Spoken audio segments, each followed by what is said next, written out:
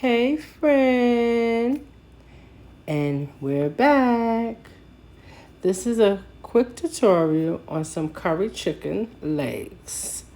I tried out a new pack from BJ's. I've never personally used this, but they come in individual packs. I thought that was cool.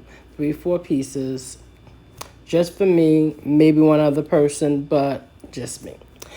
Anyway, so we're gonna clean our chicken. I use vinegar, water, lemon. While sitting in the solution, we're gonna chop up some of our veggies. I have some white onion, I have some green onions, and I have some red peppers. You know me, I usually use whatever's on hand. Here you see my list of ingredients of seasonings that I used. I think the only thing I may not have shown was the black pepper. So we have all of those. We add a little olive oil to the chicken, season it up. Look at that. So nice and pretty. So I did put some slits in the chicken legs so that the flavor will get inside. We're gonna put that off to the side. Just let it sit for a couple of minutes. Clean out the sink. We got some white rice there. Gotta wash that out as well. So this is my Instapot that I'm using. We're gonna do what's called burning the curry. Okay, take a little oil, put in the pan, add the curry, add some ginger paste. I'm also going to add some garlic paste.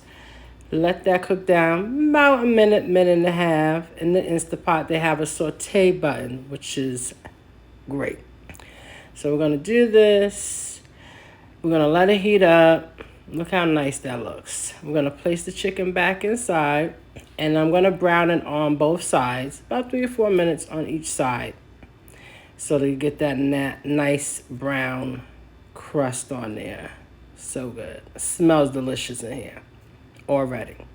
So once that browns on both sides, then those veggies that we cut up, we're going to add them to the pot, and we're going to then allow those to saute as well.